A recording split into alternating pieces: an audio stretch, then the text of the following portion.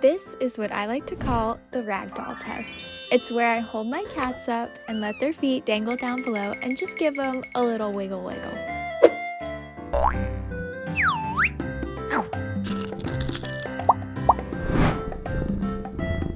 The Ragdoll cat breed was given that name because of the way you can pick them up and they'll go limp like a child's ragdoll.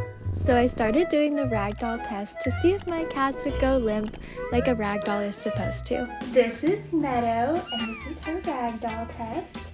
And Miss Meadow passes the Ragdoll test. So we are gonna do the Ragdoll test with all 8 kittens. First up is Ophelia. We're gonna give her a wiggle wiggle and she passes the Ragdoll test. Next we have Otis. We're gonna give him a wiggle wiggle and I would say he also passes the Ragdoll test. This is Pancake. We're gonna give him a wiggle wiggle. He kind of passes the test, but his legs are not relaxed. So I'm gonna give him a half pass. This is Pumpkin. We're gonna give him a wiggle wiggle.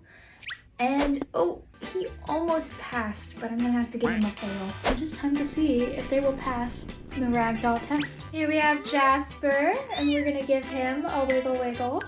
And I would say he passed the Ragdoll test. Here we have Juice, and we are gonna give him a wiggle wiggle.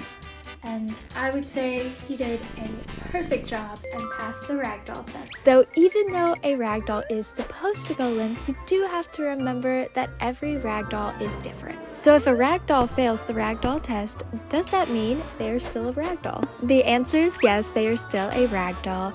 It just means that they're not the type of cat that likes to be picked up and go limp. I have had kittens that may fail the Ragdoll test when they're younger, but pass when they're older, so it could be an age thing too. This is Katniss. I'm gonna give her a little wiggle wiggle.